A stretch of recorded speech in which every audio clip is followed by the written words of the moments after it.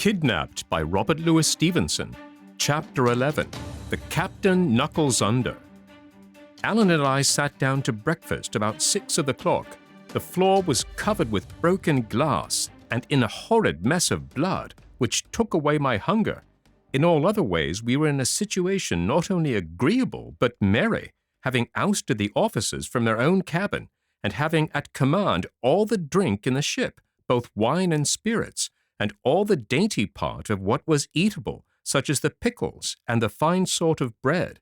This of itself was enough to set us in good humor, but the richest part of it was this, that the two thirstiest men that ever came out of Scotland, Mr. Shuan being dead, were now shut in the forepart of the ship and condemned to what they hated most, cold water. "And depend upon it," Alan said, "we shall hear more of them ere long. You may keep a man from the fighting, but never from his bottle." We made good company for each other. Alan indeed expressed himself most lovingly, and taking a knife from the table, cut me off one of the silver buttons from his coat. "I had them," says he, "from my father, Duncan Stewart, and now give ye one of them to be a keepsake for a last night's work, and wherever ye go and show that button, the friends of Alan Breck will come around you." He said this as if he had been Charlemagne and commanded armies, and indeed, much as I admired his courage, I was always in danger of smiling at his vanity. In danger, I say, for had I not kept my countenance, I would be afraid to think what a quarrel might have followed.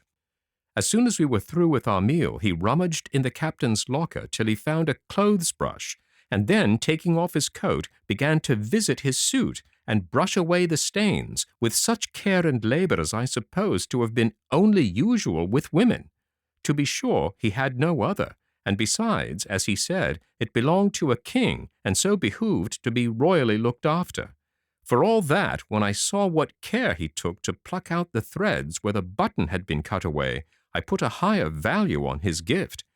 He was still so engaged when we were hailed by Mr. Riach from the deck, asking for a parley, and I, climbing through the skylight and sitting on the edge of it, pistol in hand, and with a bold front, though inwardly in fear of broken glass, hailed him back again and bade him speak out.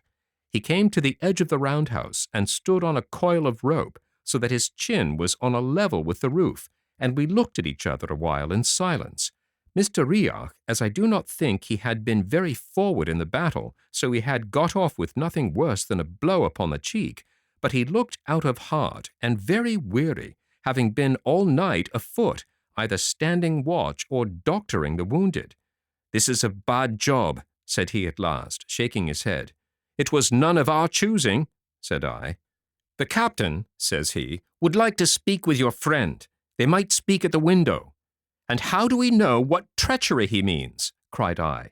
"He means none, David," returned Mr. Riach, "and if he did, I'd tell you the honest truth. We couldn't get the men to follow." "Is that so?" said I. "I'll tell you more than that," said he.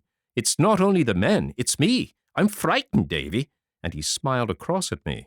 "No," he continued, "what we want is to be shut of him." Thereupon I consulted with Alan, and the parley was agreed to, and parole given upon either side. But this was not the whole of Mr. Riach's business, and he now begged me for a dram with such instancy and such reminders of his former kindness that at last I handed him a pannikin with about a gill of brandy. He drank a part and then carried the rest down upon the deck to share it, I suppose, with his superior. A little after, the captain came, as was agreed, to one of the windows, and stood there in the rain, with his arm in a sling, and looking stern and pale, and so old that my heart smote me for having fired upon him. Alan at once held a pistol in his face. "Put that thing up," said the captain. "Have I not passed my word, sir, or do ye seek to affront me?" "Captain," says Alan, "I doubt your word is unbreakable. Last night ye haggled and argle-bargled like an apple-wife, and then passed me your word and gave me your hand to back it. And ye ken very well what was the upshot. Be damned to your word," says he. "Well, well, sir," said the captain, "you'll get little good by swearing." And truly that was such a fault of which the captain was quite free. "But we have other things to speak," he continued bitterly. You've made a sore hash of my brig. I haven't hands enough left to work her, and my first officer, whom I could ill spare, has got your sword throughout his vitals, and passed without speech. There is nothing left me, sir, but to put back into the port of Glasgow after hands, and there, by your leave, you will find them that are better able to talk to you. Aye, said Allen, and faith, I'll have a talk with them myself. Unless there's naebody speaks English in that town, I have a bonny tale for them. 15 tarry sailors upon the one side, and a man and a halfling boy upon the other. Oh, man, it's pitiful. Hoseason flushed red. No, continued Allen, that'll no do. You'll just have to set me ashore as we agreed. Aye, said Hoseason, but my first officer is dead. Ye ken best how. There's none of the rest of us acquaint with this coast, sir, and it's one very dangerous to ships. I give you your choice, says Allen. Set me on dry ground in Appin, or Argdeur, or in Morven, or Arseg, or Morar, or in brief where ye please, within 30 miles of my own country, except in a country of the Campbells. That's a broad target. If ye miss that, ye must be as feckless at the sailoring as I have found ye at the fighting.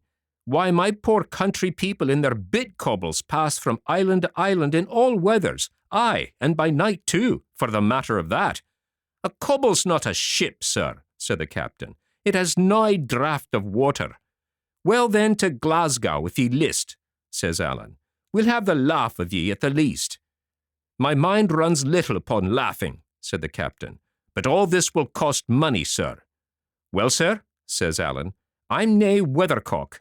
30 guineas if ye land me on the seaside, and 60 if ye put me in the Linney Loch. But see, sir, where we lie, we are but a few hours' sail from Adnarmercan, said Hoseason. Give me 60, and I'll set ye there. And I'm to wear my brogues and run jeopardy of the redcoats to please you? Cries Allen. No, sir. If ye want 60 guineas, earn them, and set me in my own country. It's to risk the brig, sir, said the captain, and your own lives along with her. Take it or want it, says Allen. Could ye pilot us at all? Asked the captain, who was frowning to himself. Well, it's doubtful, said Allen. I'm more of a fighting man, as ye have seen for yourself, than a sailor man, but I have been often enough picked up and set down upon this coast, and should ken something of the lie of it. The captain shook his head, still frowning. If I had lost less money on this unchancy cruise, says he, I would see you in a rope's end before I risked my brig, sir. But be it as ye will. As soon as I get a slant of wind, and there's some coming, or I'm the more mistaken, I'll put it in hand. But there's one thing more.